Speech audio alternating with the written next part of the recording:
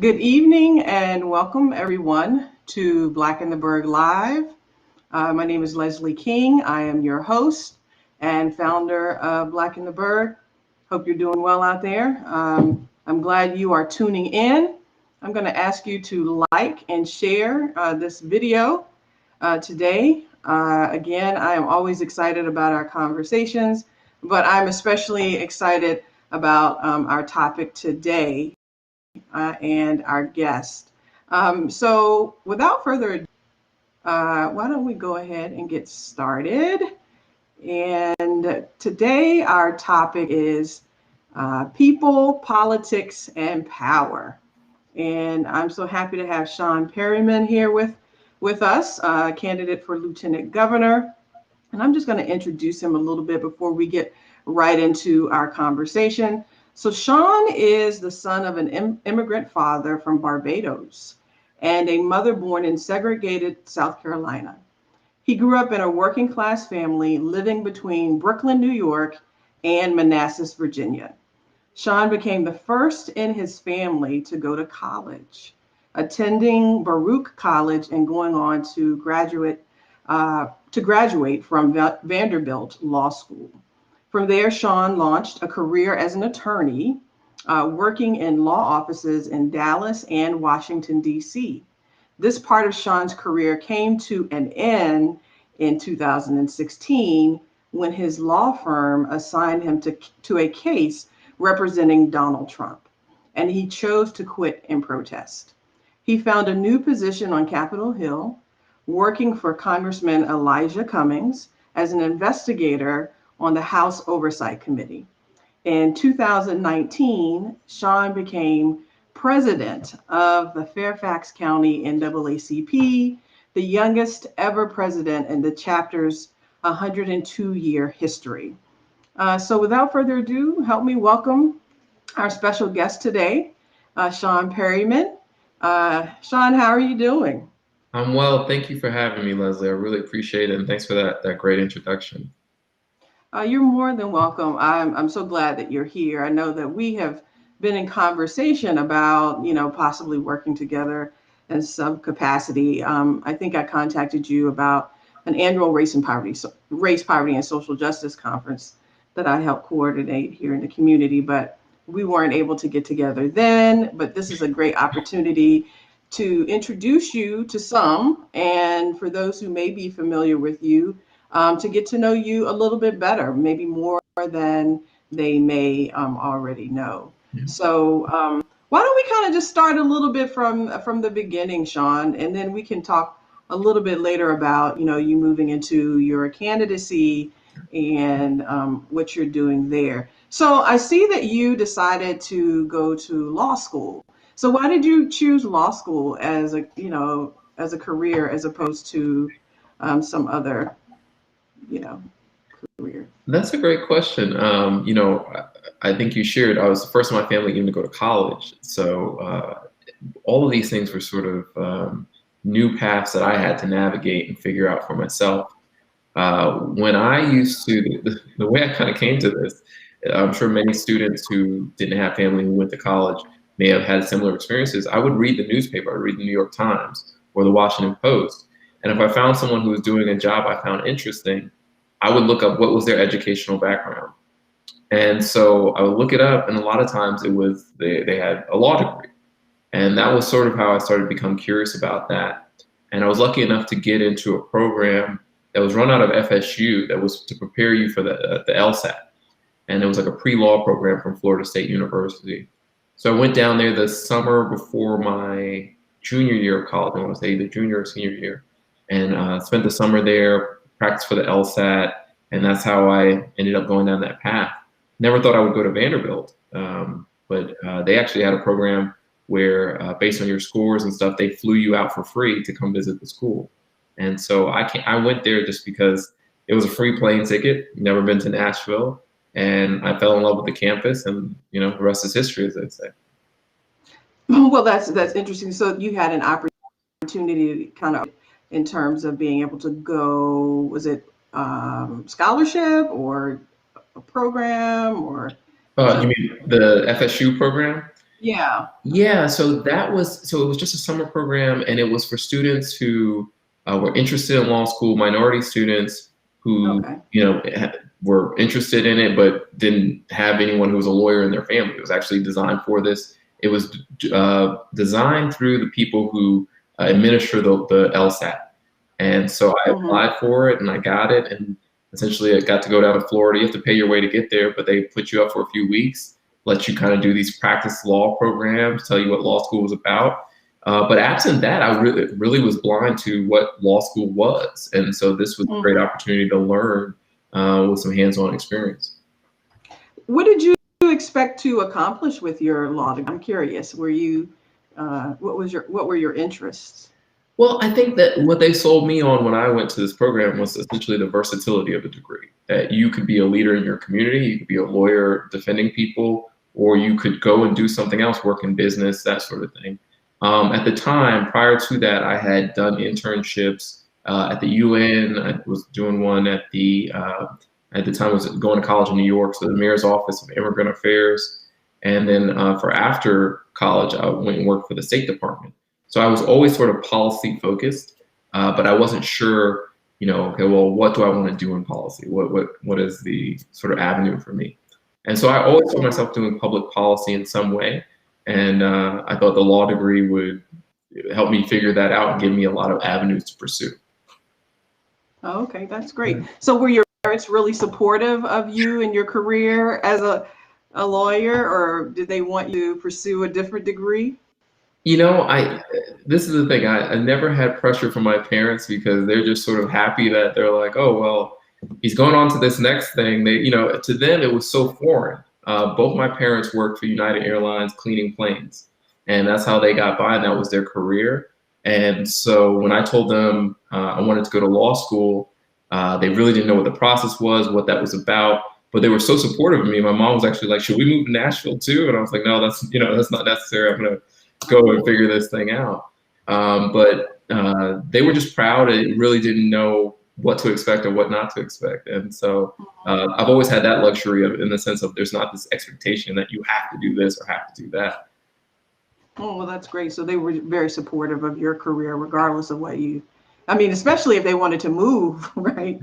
We're thinking about moving with Yeah, you. So you went on and you did, worked in law for some time, Dallas and in DC. And then you moved toward more kind of the political realm, right? yeah. Or in policy.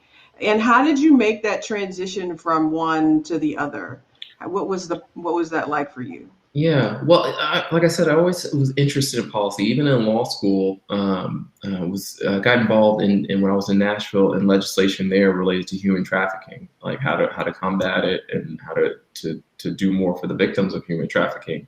So that was always something there. But you come out of law school, you have all this debt, especially as a first generation college, law school, and then you're trying to figure out how to do that. So I ended up working at large firms, but I would turn on the TV and just get so annoyed because around that time it was the time of we were looking at Trayvon Martin and those issues that were happening there, and then we had Donald Trump and his candidacy, and these were things that kind of like boiled my blood.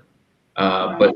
the way I ended up making that shift to policy is sometimes you have to be forced to do it. My law firm went to represent Donald Trump in this case, and it was a case that was really rooted in his racist comments and the things he had said, and I just couldn't be affiliated with that. And so that was kind of the final push I needed to get out of that sort of track I was on.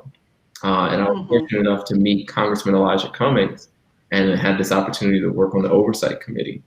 And during my law career, I had done all these depositions, probably a lot more than people of my same vintage or level of experience. And so they were looking for someone.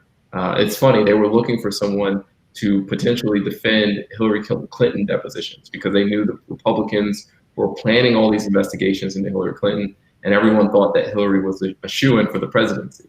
We Hmm. see how that actually turned out. So it's funny the journey sometimes life takes you on, but that was my path to that. How was it working for Elijah Cummings?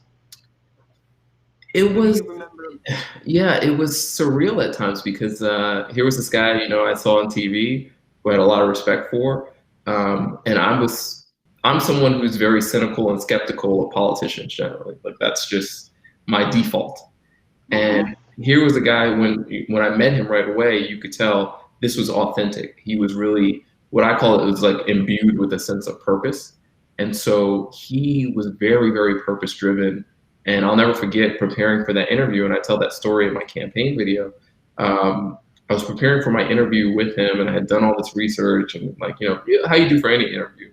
And I walked in there and I was meeting him right on the side of where the house floor is. And he was in this chair and I sit down and he goes, "So what feeds your soul?"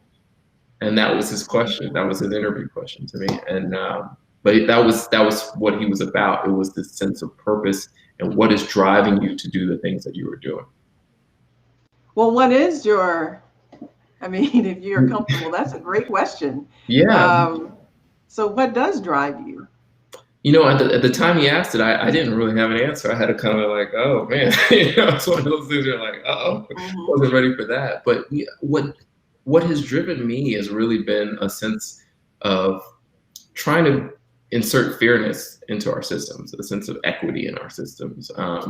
Trying to make, I have a 6-year-old daughter, trying to make a world for her where she will be better off than I was. Because I look at, and I share this pretty candidly, like in my household, my mom had me at a later age, and there was no difference. I grew up in the same household that my brothers grew up in. But I share that my oldest brother was arrested, went to jail, was charged with a felony. And I talk about how, he has to overcome that felony conviction in so many ways in his life. But the differences between us was merely time and the way the opportunities that were available. And I've seen the opportunities I've had in my life, whether it be that FSU program we talked about, or having a better public education system than what he had. So that sense of we have thrown away so many people just because we have these systems that are unfair. So that striving for that fairness is really what has really driven me. It's what feeds my soul. If I can get a sense of justice and helping people, and the best way to help people is when they don't even know you helped them because you made some systemic change that is going to make their lives better. Yeah, I think that's a good segue into some of the work that you've done within, in the community, right? So you from law and policy, and you've done a lot of work through the NAACP in Fairfax. So tell me a little bit about how you made that transition. Well, I don't think it was a full transition, right? That was not, but still we're dedicated and put in a lot of labor and time into the efforts there. Yeah, the NAACP is a volunteer role, but it's basically became like another full-time job for me because if you really get into it, it's something that consumes you, that you really do want to see the mission accomplished. The way I got into it was after Trump's election. I've been working on the oversight committee. Trump won, and it was this real not just because of the politics of it, but what does that say about our society, right? What does that say about what they think about Black people and brown people and all of that? So I wanted to get involved in my local community because I was, my thinking was we have 4 years of this, but we can impact what we can change ourselves. We can get involved in that way. And so I went out and I joined my Democratic committee and I joined the NAACP. I started on the education committee and I just started doing the work, just showing up willing to do anything, writing letters about affordable housing and why were we seeing Black people steered to certain sorts of houses, but yet we saw no prosecutions of that here in Northern Virginia. Why were things the way they were? Why do we have a Robert E. Lee High School that we're sending Black kids to? The majority of the school is Black and brown kids and we're sending them there. And this is a democratically controlled area of the state. So what are these things that are stopping us from doing that? And so I started asking these questions, but then also as I was doing it, anytime you get involved in a volunteer activity, people keep giving you more work. And so I started doing that and then became the vice president and eventually the president of the organization.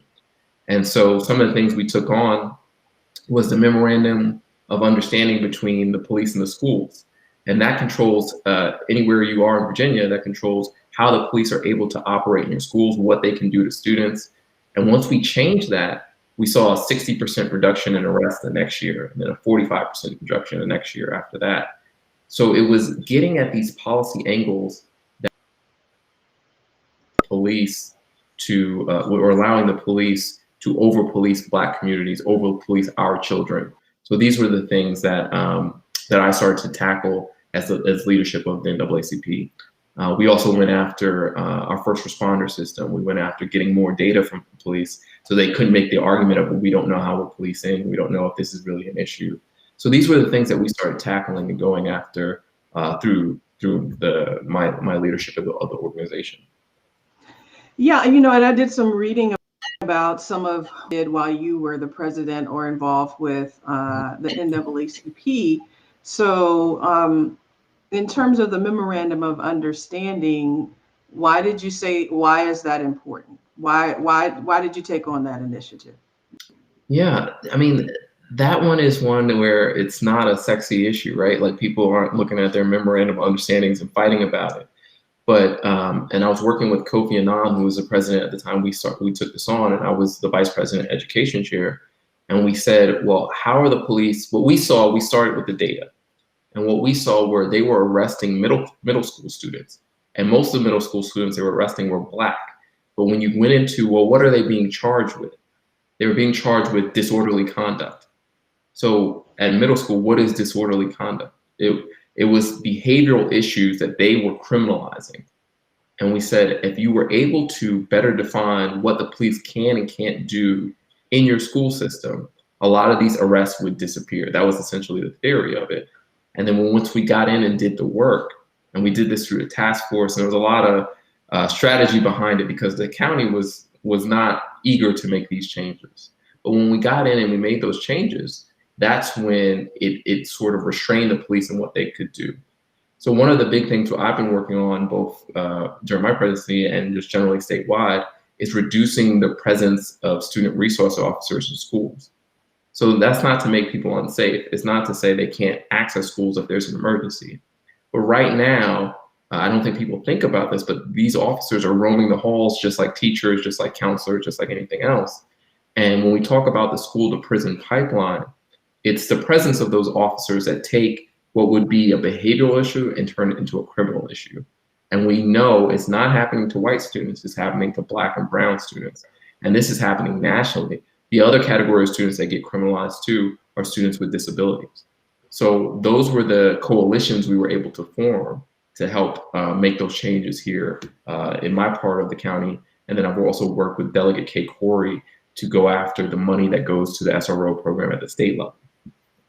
Yeah, so where are we with the state level changes? I know I read some in doing research, that was part of what you did also in working with Delegate. I have to check and see where we're at with that, but there was essentially a letter written to the governor where they were looking at the $11 million that went to, and at the state level, here's the thing, it's not, most of that money's not coming from the state. You really have to attack it from your local level. But what we were saying is if these kids are learning virtually in a pandemic, why are we putting so much money into student resource officers when they're really, for the most part, depending on where you're at, there are not that many kids in schools? What these kids really need are counselors, not cops. And so that was one of the things that we had approached the governor about. I'm not sure if they've made a decision on that yet, but that's something that we had been advocating for. Okay. So tell me, this particular initiative, and then the one about the Confederate, changing the names of some of the schools in the Fairfax area because they were named after Confederate generals or people, a part of the Confederate. I know that I saw that you said some people said, they didn't think that was a good idea, or that there would be so many challenges that you wouldn't be able to. Yeah. So tell me about, I think about that process, but then the importance of working and organizing with people, right? So it's something that's important to you, but you also have to galvanize or organize with other people and mobilize in order to make that happen. So tell me, how were you able to some of the naysayers in, creating change there? Well, it took time, but we started when I joined the NAACP. They were already working on the Jeb Stuart name change, and it was very contentious. And it was one of the things that it took about 2 or 3 years to do. We wanted to short circuit that timeline for Robert E. Lee High School, and people said Robert E. Lee was such a Jeb Stuart's one thing, but Robert E. Lee is such a figure of the Confederacy that people were really resistant to that, and they thought it would be really controversial. But what we did was we played the politics of it. We played sort of the inside game and the outside game. So I mentioned I joined the Democratic Committee. I was part of the steering committee on there. I put forth a resolution that I forced the Democratic Party to vote on whether or not they would support renaming Robert E. Lee.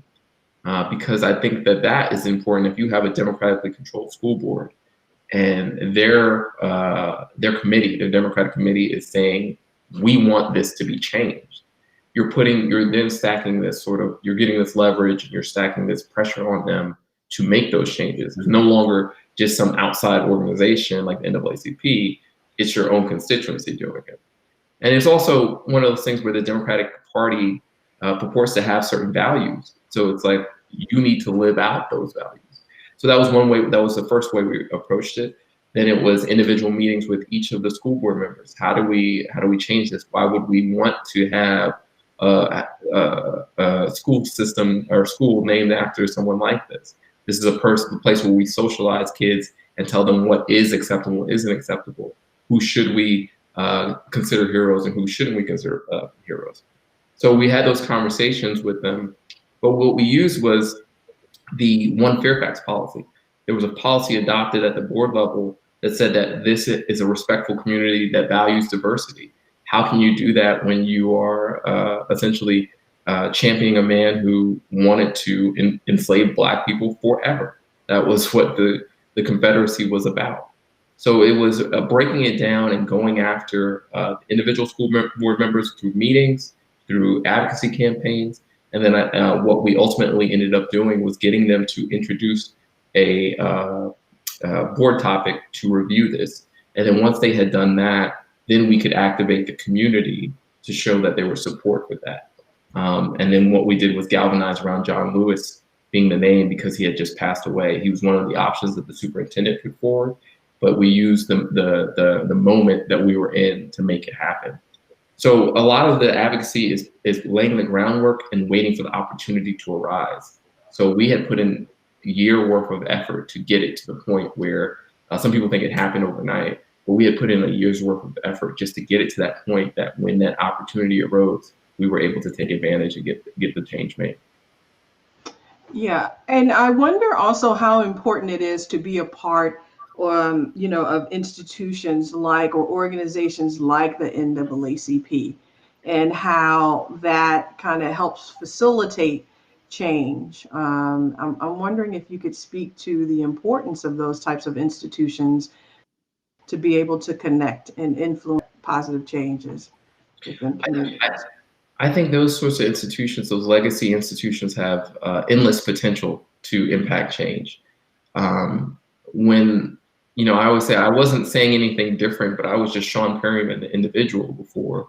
And then when I got the name Sean Perryman, NAACP president, that carried so much more weight. And so it was leveraging that institution to get the change done. And then you also, people, it validates you in front of people who want to join a movement like that. What's unfortunate about the NAACP is a lot of times a lot of the groups are aging and not as active depending on what part of the Commonwealth you're in. But we need to bring in young people to those organizations because it's their ideas for change that we can couple with the legacy of the institution to really impact things. And I think that's what we were able to capture here in Fairfax. We had younger presidents, we had younger membership, and that's how we were able to grow the membership. I grew it from 400 members to 1,400 in the course of a year and a half.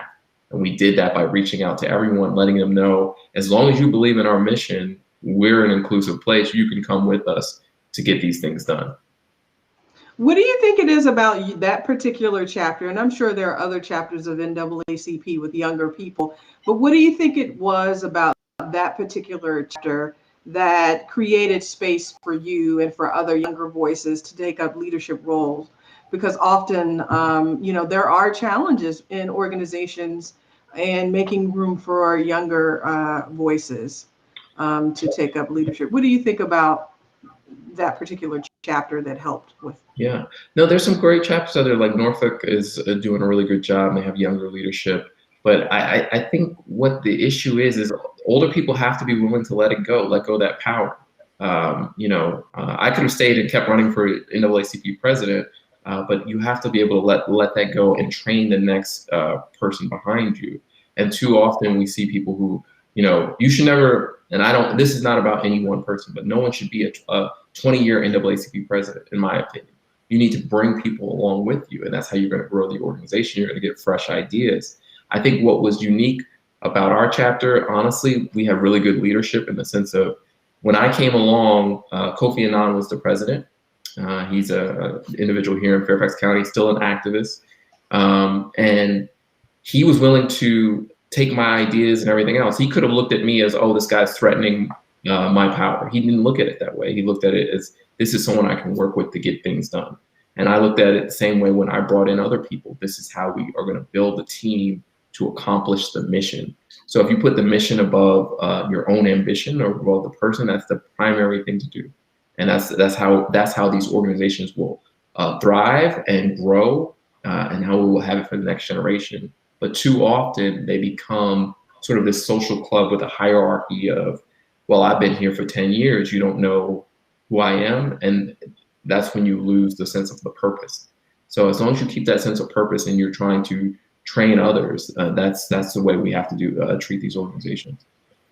Yeah, and embedded in the process, right? Make it part of the structure of the organization. Yeah. So it's not so just dependent on an individual, but the organization is created in such a way that it facilitates that happening as well. I see we have a question, and someone wanted to know about strategy attracting young folk. Yeah. Yeah, I mean that's a difficult one. I don't think I had an overall strategy for just young people, but we did bring in young people. But what my strategy was is I'm going to attract as many people as possible. So what I would do is I would go to any meeting that someone invited me to, whether it's a church meeting, whether it's LGBTQ org, having a meeting about something, whether it's immigration. And I'd go there and then I would make a specific ask. This is how you join the NAACP. We need you to join every single time. And so I would do it and it would add up because every meeting I would speak at, we could get 10 here, 30 there. And that's how we did it. And I would tell people, it doesn't matter. The time we got the most membership was when I was on Fox 5 News. And I said, some people think that you need to be a lawyer to join the NAACP or you need to be this. I was like, we need carpenters, we need DJs, we need any skill you have. This movement has a place for you. And I heard from so many people like, oh, I just thought that whatever I did was useless to what you all were doing. But it was just as plainly as making the ask and letting them know that no matter what your skill set, you can add something to this. So that was probably the greatest part of getting people to the organization. As far as young people, getting them there and keeping them is the real trick. And the way we're doing that was when we would speak at the school board on gun violence or education, if we went to speak, we had to have a young person speak with us too. That was just something we did. When we had our Black History Month celebration, young people were incorporated throughout that program. And so it was doing that, being accessible to them, to folks like the GMU, NAACP, making them feel welcome there. Any chapter that was, young folks in high schools or whatever, they are just as valuable as any older member. So that's how we went about doing it. So young people weren't an afterthought. I mean, they are an integral part of the organization, and you made sure of that when there were opportunities that they were incorporated. That's exactly right. Because their voices are important and matter, and they have a perspective, right? They have a perspective because of who they are that they can share. So why don't we make a transition now? So I guess not transition. Let me ask you this question. What are you most proud of as, the NAACP president? of the things that you did while you were president there, what are you most proud of? I I think that the number one thing is leaving a better organization than I found it. And that's not to say I found a bad one, but I think whoever the president is has to leave it better off than what they found it. We grew the budget, we grew the membership. But I would say, far as strategically, the thing that I left behind that I was most proud of is our communication strategy. We made sure that we had the budget to have software where if we wanted to get out a advocacy alert, and we could get text messages sent to people where they could click a button, they could send whoever their representative was with a one click. So it was putting into place things that would make the communication better, growing our Twitter following, growing our Facebook following, because that is how you activate people who may not even be engaged in what you're doing, but they know they will see it and then become engaged. So I think that growing that presence online and leaving behind those tools is probably the thing I was most proud of about my presidency. Yeah, that's great. They appreciate having those communication tools as well. So now you've gone from, the Yeah. NAACP president to being a candidate for office. And so what inspired you to run for office? What happened? Well, this is something I thought I would never do, to be completely honest. And some mornings I wake up and I say, "What have you gotten yourself into?" But when people ask me why I'm running, I'm like, look around us. If we look at this pandemic, if we look at what happened with George Floyd, the issues of the day are impacting Black people first and foremost. And so as the NAACP president, I got to see that firsthand. I got to see how our community was being impacted but not represented properly. I would be an advocate at the state level, talking to state senators who had no clue, who knew nothing about systemic racism, who knew nothing about police reform, and in some cases weren't interested in it. And, my campaign is more than about a Black agenda. But when I look at it, when you can serve the most vulnerable among us, the ones that are being left behind, then you're going to improve the Commonwealth for everyone. And so this is what my motivation was it was partly the pandemic, the George Floyd murder, and then seeing the lack of response at the state level from the folks that I was advocating with. And then when I reflected on it, I thought about Congressman Cummings and what he used to say about the next generation doing something. And then I think when John Lewis passed away, that was kind of the final straw for me, that we are losing this generation of leaders, of civil rights leaders, of just great humanitarians. And, I was blessed with some skills in working and had opportunities where I was able to do a lot of policy work and do these things. And so I wanted to step up and do more. And so I took on this campaign. So what do you think you can accomplish in a political office that you aren't able to accomplish now through your organizing in the community or policy work that you've already been involved with? Yeah. So what's the advantage? What can you influence? It's similar to what I said about the NAACP. I used to be Sean Perryman, Joe Schmo, but when I became Sean Perryman, NAACP president, I was able to get more done. In a similar way, I look at the stuff I was advocating on. I think I shared this on my Facebook page. I put up the NAACP legislative priorities for 2020. So these were priorities that we drafted in 2019 for 2020, right, for the legislative session here in Virginia. And on that was end the death penalty, legalize cannabis, repeal right to work, et cetera. It was about 8 to 10 priorities. Some of those people will recognize happened just this week. We were able to end the death penalty, and we're headed towards legalizing cannabis. The reason we were able to do those things, I believe the sole reason, and I'm someone who's following these conversations, the final sort of break in the dam was the governor saying we need to end the death penalty and legalize cannabis. So we had all these advocates who were screaming from the rooftops and giving all this data and stuff, but when the governor weighed in on this, that is when we saw the real barriers sort of melt away. And so I think if you have that voice, it doesn't necessarily have to be just the governor. If you have someone who is in statewide leadership, and here in Virginia, it's a bit unique. because we only have 3 statewide leaders. A lot of other states, like if you look at Montana, for instance, has 6 statewide offices. We have 3. And if you had 1 of 3 saying, this is where we need to be going as a Commonwealth and here's why, I think that would have outsized impact on making that thing happen, whether that's ending the death penalty as we saw, or legalizing cannabis. So this is what I'm hoping to do, is be an advocate in the role of lieutenant governor, not just merely preside over the Senate, but go there with a real agenda that helps people, especially Black people who are disproportionately being impacted by these issues again and again, and speaking truth to that, whether it's popular in my party or not, but going there and really speaking truth to what we need to get done. So speaking of that, what do you hope to accomplish? So, you know, in office, once you get, what are you hoping to be able to do? Well, on my agenda, there's a lot to be done. We have a lot to do here in Virginia, and it will also depend on where we're at with this virus by the time I take office. But I look at it like this. What we do know is that they are predicting that the cannabis market will be set up in 2023 or 2024. So, Lieutenant Governor, I would love to have a position in helping setting that up in an equitable way, which means that we don't just give it up, give the licenses to a bunch of out-of-state billionaires, white out-of-state billionaires who are going to come into Virginia and take over that we make real efforts to have Black entrepreneurship.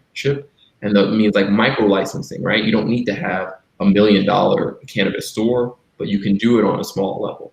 We need to make sure that the revenue from that is actually invested into communities hurt by the war on drugs.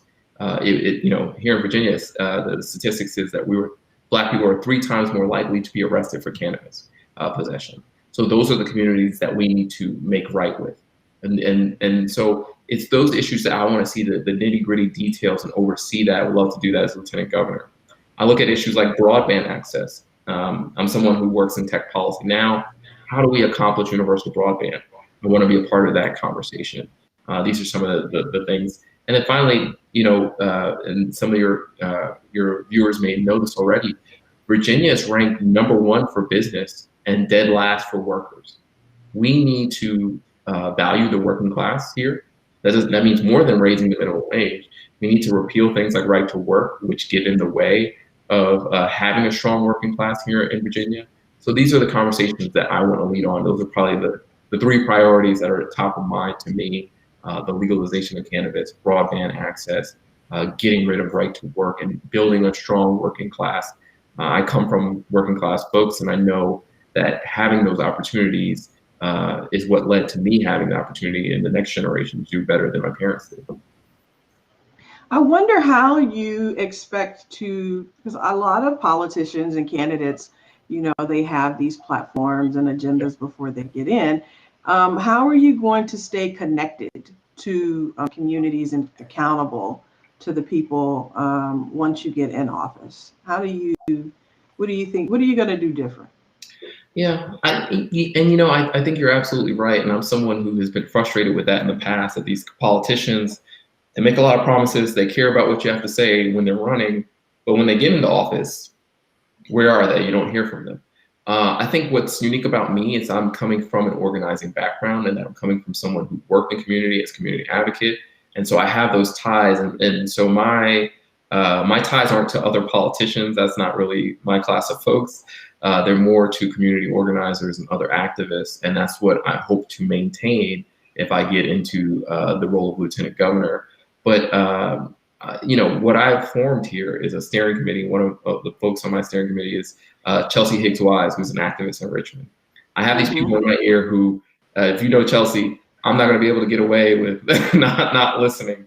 So I have these people who I want to hold me accountable. I want to form groups that hold me accountable, and I want to stay true to that. And I think with the lieutenant governor role, you have the benefit of it's a part-time position technically, even though it requires a lot of work. But you have the benefit of still having a foot outside of that and being able to be that advocate for folks, because you are not, you know, fully as immersed as the governor is. But that's when I'm going in there, as I'm really going in, and I'm completely candid about this, is more of a disruptor than anything else. I'm not going in there to be a part of the status quo. I'm going there to disrupt. And so I by definition, I have to have an ear to the ground on what people actually want done. Yeah, and so that also leads me to, and you talked about this a little bit as well, and I see that we'll get to some of your questions out there. If you have any other questions, feel free to put them in the chat, and I'll ask Sean when we get to that point. But what else sets you apart from the other candidates? Yeah. So I think one of the things that sets me apart when I look at this campaign and this race is that I'm sort of unapologetically talking about the backbone, what we can do to serve the backbone of the Democratic Party. The backbone of the Democratic Party is Black people. A lot of times, Democratic Party is very comfortable asking Black people to knock doors, to vote for them, and everything else, but they don't talk about an agenda that actually serves them. And so some of the things that I'm talking about, I believe, serves those communities directly. And that's what I want the communities that I think we need to highlight. We are in Black History Month and everything. We need to do more than history. We need to talk about the present and the future and the policies that will serve people. So I think I have that unique perspective in doing that. But I'm one of the few attorneys in the race, and I'm also one of the few people who has a real tech policy background. And if we're looking at everything from broadband to facial recognition to the issues of the day, even the vaccination rollout. When I look at that, why has that been done so poorly? Because our systems aren't modernized. We have the data siloed off by agency. We really need someone who is going to look at how do we rehaul that so that if you are in Fairfax County or whether you're in Lynchburg, you're not getting different government services for the vaccination rollout based on what your county has. So we really need to tackle those issues. And I think I'm someone who uniquely brings together all of those things, but especially the equity piece and the racial justice piece, and brings that together into how do we have this interconnected movement where we're making the government actually work for people rather than against them. Yeah, so that's a great point about making sure that the government works for people and against them. And I like also what you said about the accountability connected to people. And let's see here, we have a couple of questions. So one question we have is, what strategies will you be using during this pandemic to get the word out to voters that you are running for office? Well, that's the hard part during this pandemic. It's hard to get in front of people and speak to big crowds. But what we've been doing, we've been using digital media. I mentioned to you at the beginning of this, we put out our campaign video across the platforms already in the last 6 days that it's been out. We've reached 30,000 people with that video, just on views and everything. So we'll continue to do that. But what I've been doing is I will go any and everywhere, both on media outlets and social meetings. So we're on Zoom meeting with people in their Democratic committees. We're on media programs like this, and then obviously we'll put ad dollars about this. The good thing about this race that's unusual is that there's going to be at least 3 televised debates for the lieutenant governor race, which usually doesn't happen. So we're very excited about that. But we are trying to meet people where they are. Fortunately, most of the time it's virtually, but we're also visiting different parts of the Commonwealth. I was in the Hampton Roads area last week and Richmond last week. So we're going to be going physically and virtually to every part of the Commonwealth to reach everyone we have. But with the virus out there during this pandemic, we're really going to have to try to channel things virtually. Okay. It looks like we have another question for you, Sean. Are you going to be doing any virtual town halls? Yes, we will do virtual town halls. I don't think we've called them that, but I do a weekly series every Wednesday at 7 p.m. on Sean Perryman for Virginia. We'll be advertising the one we're having this week tomorrow, but we're going to have a series this Wednesday. It's going to be on Black candidates, and we're going to talk about what it's like for Black candidates. In the past, we did one on the COVID-19 virus and the vaccine, and we had medical professionals from across the state talk to us about what's in the vaccine, what are the side effects, trying to get people and really address their concerns in a way that was not dismissive, and so that people could know what to expect with the vaccine. But we're going to be doing this. If you go to Sean Perryman for Virginia on Facebook, if you like that, you will be able to find that, and all the videos we've already done, all the virtual stuff, it was already been cataloged. So you can always go there and go back and watch something that we've done. But yes, we're going to be doing town halls and virtual every week, Wednesdays at 7. We will have this weekly broadcast that we do.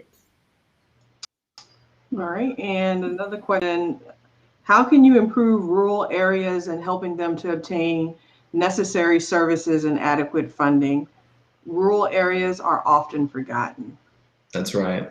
So one of the things, the lieutenant governor role doesn't have a lot of carved out responsibilities and obligations, but you do sit on a commission related to rural communities. But one of the things I've been hammering home again and again is the necessity of broadband. How do we get broadband done? And the reason I point to that is because of the rural communities that cut off. Right now, we are closing hospitals in rural communities, but they don't have the access to telemedicine. So how do we solve that? So I think we have to invest in rural hospitals, because that's a life or death thing if you don't have that. Better transportation, and then also broadband access. But what I would also like to see for rural communities, and again, I think all of this is tied to broadband access, unfortunately. So until we tackle that piece of it, some of this other stuff can't get done. But what I've been saying is we bring in tech companies like Amazon and others, which are great and which are great to bring in jobs. But we need to make sure those jobs are actually going to rural communities. So what I would love to see is like a public-private partnership for skills boot camps to get people to work, not just how to design your own web page, but coding that will lead to a job. There are models for this throughout the country, but this is something that we could definitely do here in Virginia as we become more of a tech hub. And that's what I would like to see. But I would like to see strategic investment into the rural communities to bring them to those communities where both jobs are needed and the technology is needed. Good question. I don't see any other questions there about your candidacy. So where are you currently in the process of your campaign?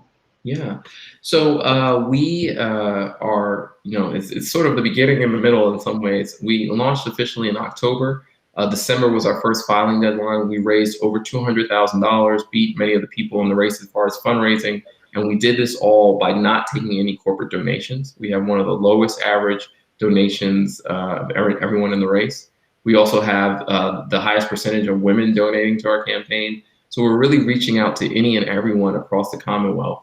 But what the next step for us is getting on the ballot through the signature process. They've lowered the signature requirement from 10,000 to 2,000 because of COVID, but we will have an electronic signature that they're going to make available. So if people are able to sign that, I would love to send that to you, Leslie, and you can maybe post it somewhere. But we're the signature process, the signature piece of it is where we're at. And then the next part of this, as far as the public facing things, would be the debates. We're expecting the dates for those to come out soon. So right now we're just fundraising, trying to get out there to see as many people as possible, getting the signatures safely as we can during this COVID environment, and then just inviting people to join us and help us in those efforts. All right. Looks like we have a conversation is a must, especially for our veteran population to get the medical treatment they need. I guess that was more of a comment more than anything. Well, we have a few minutes left. I wonder about, you are making a transition here. You're a dad to a little girl. And what does she think about you running for office? So yes, my girl is 6. Her name's Ava, and she teases me a lot because part of this is you're calling people asking for money, and so she's always like, "Oh, you need more money for your campaign," and she likes to tease me about that. But she's been very supportive. She doesn't fully understand what the lieutenant governor does versus the governor or anything else, but she knows that we're raising money. She also has a lot of suggestions for me. I'm not sure if you know Ryan's Toy Review is a show on YouTube where the kid reviews toys, but she loves watching that, and she's always telling me, you need to go on Ryan, and that way more people will know about your campaign. So she's great in that sense that she never lets me get a big head. She always keeps me humble and tells me, keep at it and keep trying to get more money for your campaign. But she says it in a very sort of demeaning way, like, "Oh, you need more money for that campaign again." Well, that's great. I'm sure she's your biggest cheerleader as well. Hmm. It looks like someone's asking a question about your website. So what's Yes. the So my website address? is perryman4virginia.com, and it's four spelled out FOR. So it's perryman4virginia.com. You can also follow me on virtually every social media platform, either looking up Sean Perryman for Virginia or Perryman for Virginia, and you should be able to find us. We're on Facebook, Instagram, and Twitter. Uh, and so, yeah, you can always find us there. And if you go to the website, we have our social medias listed at the bottom of the site. All right. I would just one other question about your campaign. You talked about when the importance of young people for specifically your work with the NAACP. How are you engaging young people on the campaign trail? What's Yeah. your yeah? So we're going to both the high school and college age Democratic committees. We're meeting with them there. They're some of the most informed voters that I encounter during this. They're really engaged. Talk to folks, throughout the Commonwealth in the high school and college age. But then we're also bringing them on as interns. We have a number of interns that are in high school and in college, and they're really getting involved in the process. And what I try to do, I have the same sort of philosophy about it as I did with NAACP. You know, no one is more valued than anyone else.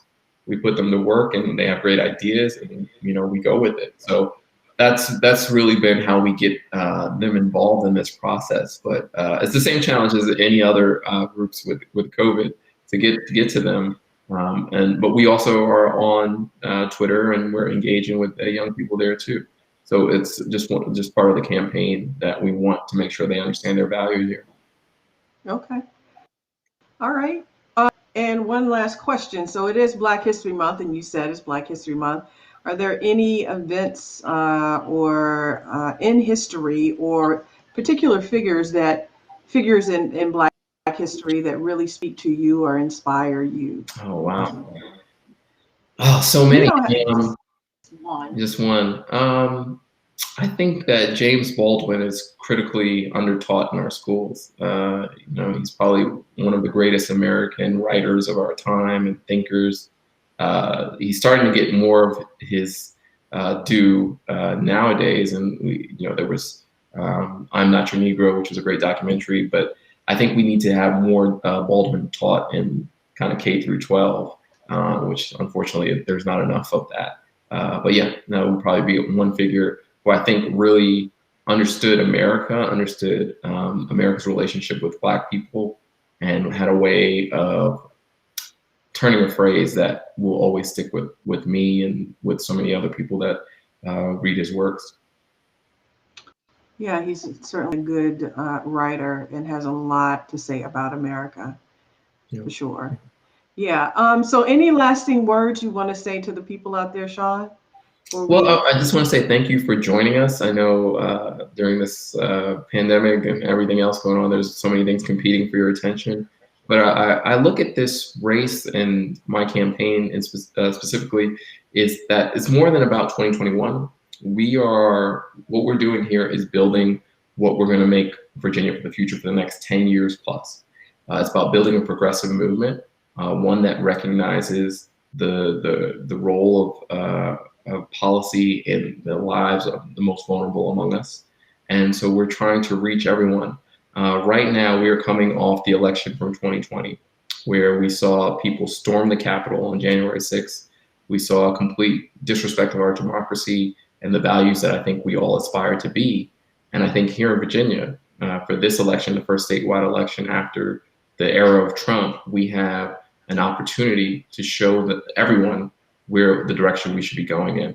And so this is what I look at this election about. And I want people to join us in that journey of carving out a more equitable Commonwealth, but leading the example for the rest of the nation of where we can go from right here in Virginia. All right. Well, thank you so much for coming on, Sean, and sharing with our audience. Thank you for tuning in. You learned a little bit more about Sean. You can follow him again on all social media platforms. And we might actually have some other candidates on here too at some point in the future. So stay tuned for that. Next week, we have quilting traditions, African American quilting traditions with Jerry Ann King. So if you're interested, that's our Black History Month program.